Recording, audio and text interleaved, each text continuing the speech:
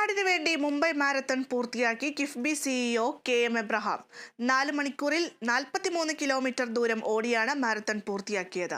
Run four Wayanad എന്ന banner പ്രദർശിപ്പിച്ചായിരുന്നു ഓട്ടം.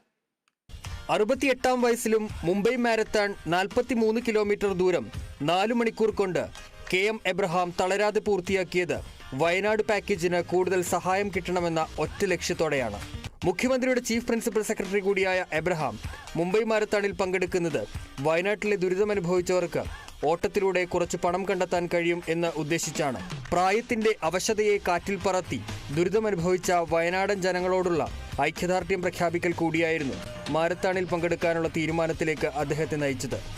വയനാട്ടിലെ ദുരിതം അനുഭവിച്ചവർക്ക് വേണ്ടിയിട്ട് ഗവൺമെൻറ് വളരെ പ്രതിജ്ഞാബദ്ധമായിട്ട് പ്രവർത്തിക്കുകയാണ്. ബഹുമാനപ്പെട്ട മുഖ്യമന്ത്രി തൻ്റെ മുൻകൈയെടുത്ത് ഇപ്പോൾ 2 ടൗൺഷിപ്പ് അവിടെ വരുന്നു. അതിനകത്ത് ദുരിത നിവാരണ വകുപ്പ്, അതുപോലെ തന്നെ റവന്യൂ വകുപ്പ്, എല്ലാ വകുപ്പും കൂടെ ചേർന്നുള്ള വലിയൊരു പ്രവർത്തനമാണ് അവിടെ.